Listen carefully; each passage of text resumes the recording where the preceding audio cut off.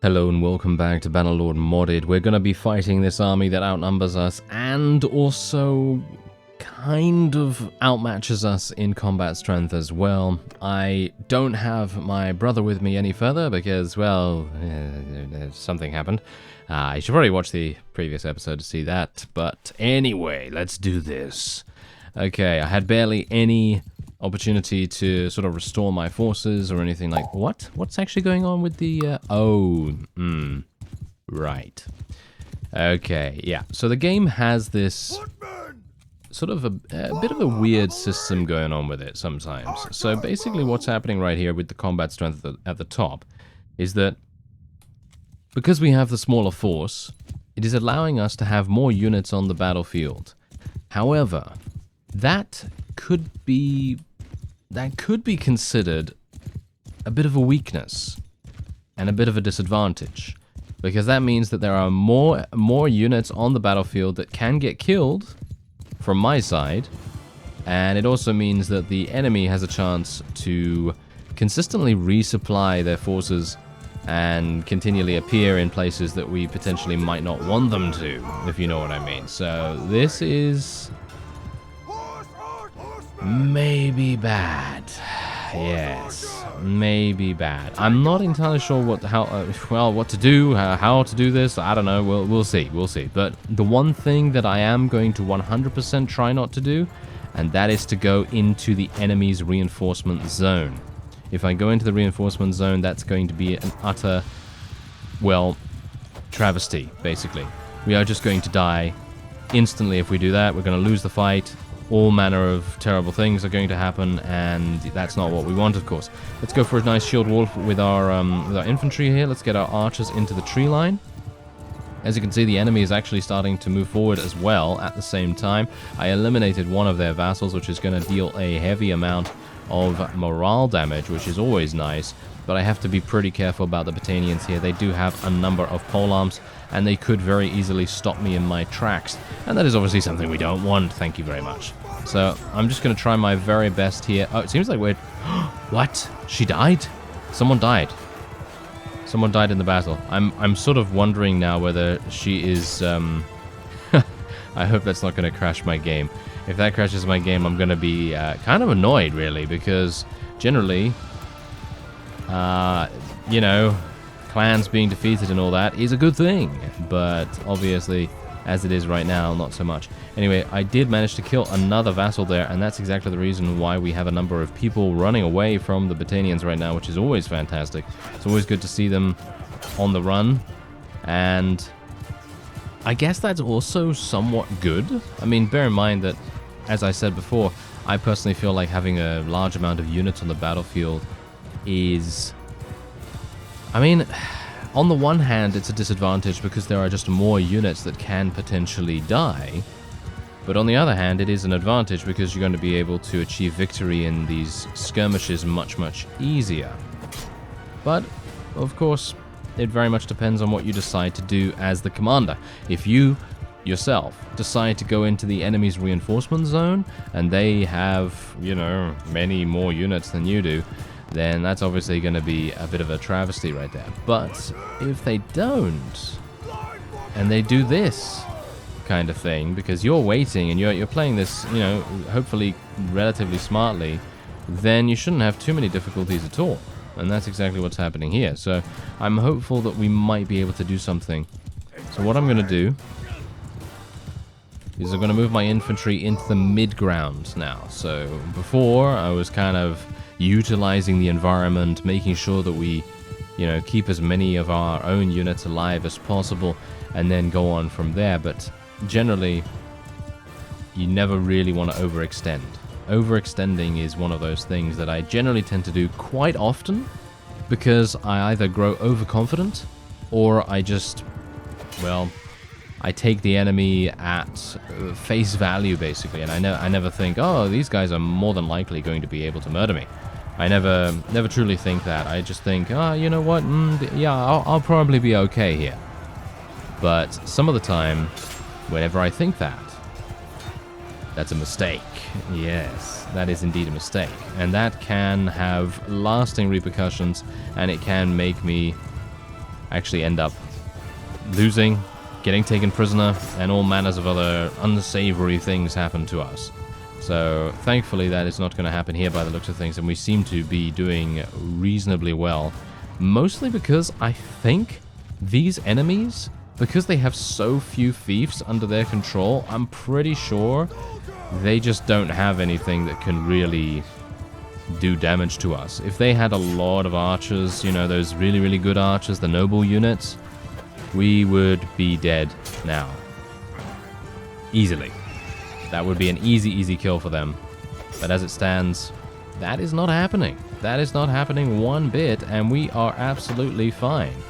And I think the main reason for that is that they decided to charge in when we had a clear advantage in the environment. But what are they supposed to do otherwise, I suppose, right? What are they supposed to do? I don't know. I mean, they could wait for an undetermined amount of time, I guess. But then that's obviously maybe going to give us more opportunities to find better strategic advantages and so on. So I'm not entirely sure. Not entirely sure. What would I do in that situation if the enemy was just standing in a particular place? Well, I'd probably get impatient and go towards them. So I guess that's what they decided to do, you know? Kind of human-like in that respect. But do you see what I mean? What's happening right now? You see all these enemies popping in. They're all popping into the battlefield. And I have... Oh, look at that. They're actually retreating. Wow. Alright. I'm actually surprised. Okay. That is kind of fantastic. Okay, so that means that we didn't even... Look at this. There's 200. There's 200 of them remaining. I can't believe... actually, that's us. Never mind. There was actually almost 200 of them remaining on the other side. Yeah, there was actually 200 because they had 600 units and that we eliminated 400 of them. And yeah, so that's what's happened. That's crazy. Okay, so I'm gonna let them go. As I've said before, if I need to say it again, I don't even know what to tell you. But there are people asking me almost all the time why I'm letting people go. Generally, I'll do that because I want to try and either persuade them in the future to join our faction, and maybe the relation is going to make a big difference. Or maybe I'm going to want to trade a fief with them, or maybe just have goodwill between me and them if I'm going to make my own faction, which personally at this point I don't think I'm going to do. I didn't say at the very start of this series whether I was going to make my own faction or not, but I wanted to kind of explore the land of Calradia expanded, and that's exactly what we've done for the most part. We've seen quite a few of the new units and everything, and personally I think that the mod creators of Calradia expanded have done a fantastic job. There's pretty much nothing that I can complain about in that regard. So I like that a lot. I mean, any singular kind of mod that does this kind of thing, I am all for. You know, adding additional units, and it's the same thing with the Ronin. With the Ronin faction mod as well, that adds the Ronin or adds the what is it? No, it's not the Ronin. They add like a Japanese clan to the game, and that was absolutely fantastic as well. So, you know, obviously on a smaller scale, but still just as enjoyable, really. And those kinds of things, they very much remind me of mods for Warband, like Floris Expanded, for example. I actually wonder whether it's the same team. It's probably not the same team, right? I doubt it, because, you know, it's Floris Expanded and Calradia Expanded, so I actually thought that they might be similar, or they might have, you know, some people that worked on both mods there. But, well, whatever the case, it doesn't really matter. What matters is that we were able to defeat that particular army, and now we can move on. And I'm not entirely sure where to go. Oh, look at this. What, look at that. 12,000 gold for all my prisoners. Thank you very much. And I will go into the trade screen here. Hopefully they've got a good amount of... yeah, they have a decent amount of cash right here. Let's just sell as much as we can. And generally, as I've said before, I'd love to have like an overview of how much money is in my inventory in loot. You know, just a little number here that says estimated value of of items or something like that, estimated value of items, and then it tells me that, you know, there's 30,000 there or whatever the number, and then I'll have a much easier time of distinguishing whether I should just click that sell all button or whether I should go through clicking on every single thing individually. And obviously clicking on every single thing is a huge time waste, but you know, that's kind of how it goes. That's kind of how it goes. Inventory management is one of those things that you kind of have to do every now and again. Anyway, I'm going to go into the garrison here because I do have an overabundance of units. That's also the reason why we were able to even achieve any kind of victory in that battle, because they didn't outnumber us by 3 to 1. It was not even 2 to 1 really. It was like 1.5 to 1. So that's pretty good in comparison to what it would have been.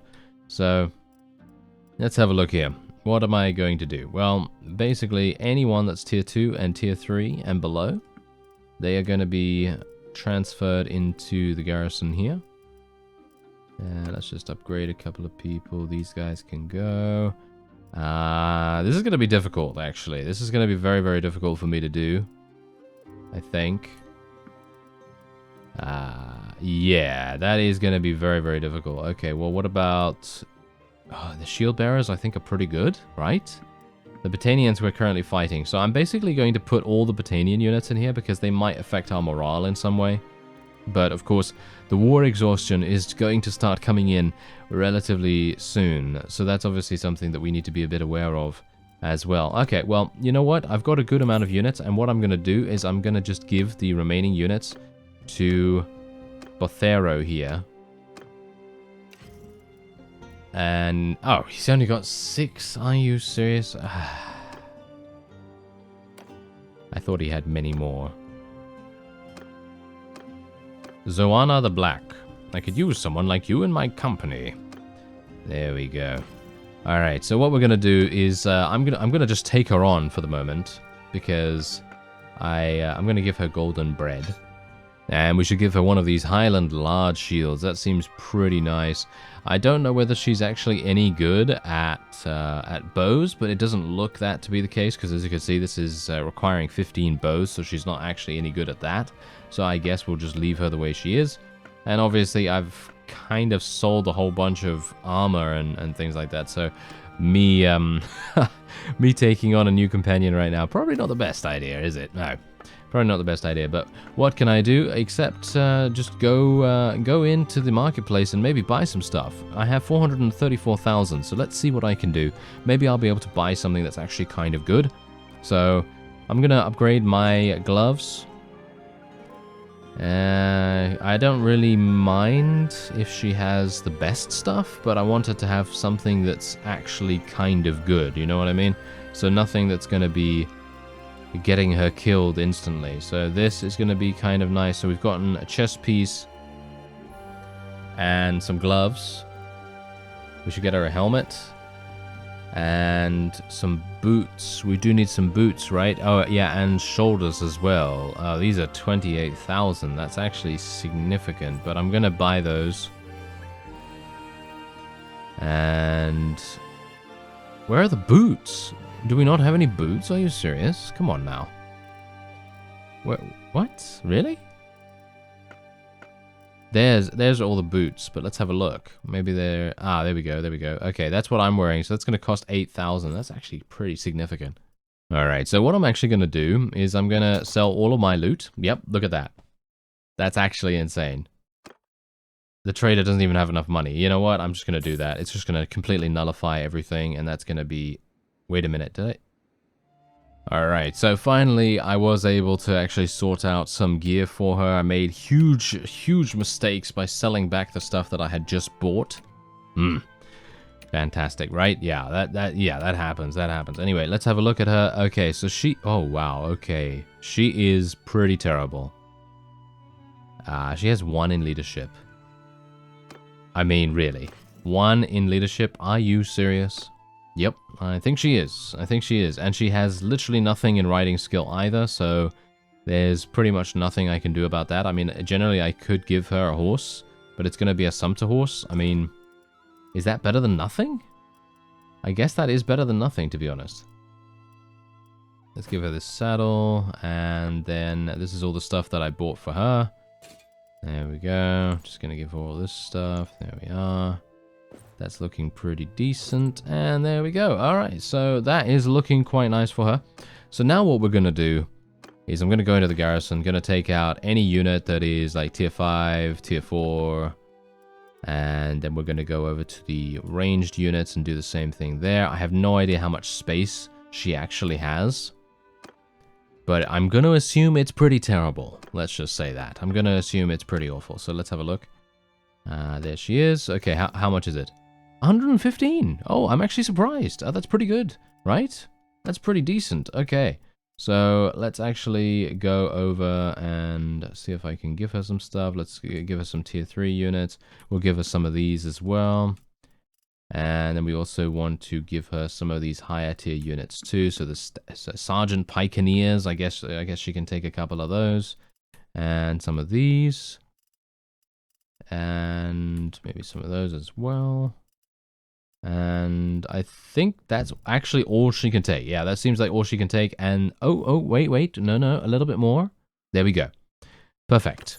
All right, so that's absolutely fantastic. Now what we can do is we can ask her to join our army, which is what I will do. This is not going to replace Nathanos at all because he had a much larger army capacity, but it is going to help us a great deal with our combat strength. As you can see, the war exhaustion is actually kind of harsh right now, so I'm going to have to head into Druimore Castle. Actually, do I want to take Druimore Castle or do I want to take Sargeth? I'm actually thinking Sargeth is going to be much more lucrative for us, so I'm going to try and rush over there as fast as I possibly can, and then we'll see what I can do. What is this? Vote for the owner. Yeah, I don't particularly care about that. Okay, so what we're going to do is I'm just going to go over here real quick. Golden Bread Slicer, you are up. Thank you very much for joining me. And let's see what we can do here. I have no idea how many units. 579. All right. Okay, 579 shouldn't be too bad as long as there are no armies that are going to appear. They're going to appear out of nowhere. Yeah.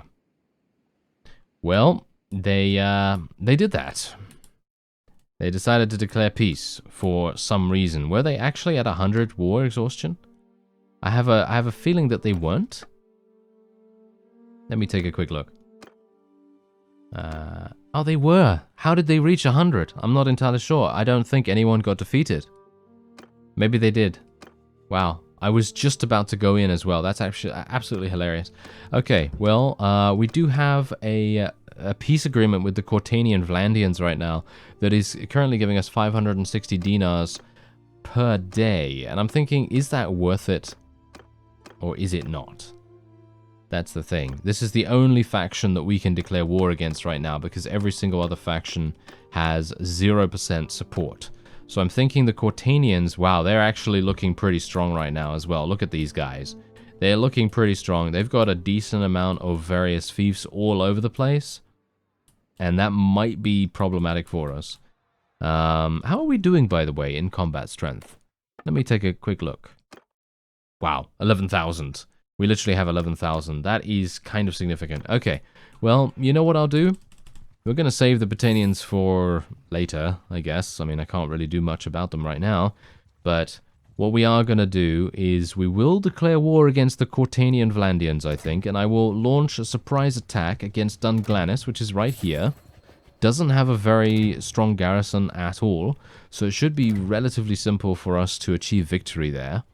But I'm not entirely sure if there's going to be any other war declaration that our faction is going to make. That is the issue here at the moment. Because I'm thinking to myself, I don't want to declare war against a sort of middle of the road, sort of kind of decently strong, but not overly strong, not overly weak faction such as the Cortanians. Oh, it's actually come under siege. Who are they at war against? It seems like they are actually at war against someone. Who is that? Is it the Britannians? That would be hilarious. No. They are actually at war against the Palatians. Why? What is going on with this army? What is going on with these guys? Look at this. 2,163 troops. Wow. Okay, who let these guys get so strong? Well, that's us, obviously. But yeah, look at this. They only have 5,300 total strength. They have been literally giving us almost 1,300 dinars for millennia, and they've given us 911,000 over the course of that time. Whew, okay, I have no idea. But they are actually at war against the Cortanian Vlandians. I'm not particularly pleased with them taking Dunglanis, because as I said, I actually wanted to take that myself. Because that would have solidified our territory in this area really, really nicely. Oh, look! They're actually creeping in right here. Look at these guys. They've actually begun creeping in very sneakily. I've noticed that, actually. And Siona is under siege as well. I can assume that the Cortanian Vlandians are actually attacking that right now. How many are they going to lose here? Not much. There's only 300 units there. I mean, generally, they're not going to lose a huge amount of combat strength. Generally, okay, so here's the thing. My thoughts on this so far is that I would love to be able to attack the Palatians. You see. Now, the Palatians are obviously very difficult for us to deal with such a large army. Oh, look at this, look at this. We're starting to get some support for the war against the Palatians. That's going to be absolutely crucial in the future. We have a 100% chance. Oh, Western Empire also 100% chance to go against them, but they are much more powerful than the Cortanians. Yes. Now, see, now that's the problem. Why are they more powerful? They have quite a few towns, don't they? Yeah, they have quite a few towns. Well, I have no idea what I'm going to go for, so I'm actually going to ask you what you think. Do you think we should go after the Cortanians? Do you think we should go after the Palatians? Or do you think we should go after the Western Empire? Obviously, the Palatians might not happen because the percentage of the support is very much determined by the AI at this point, and I can't decide that.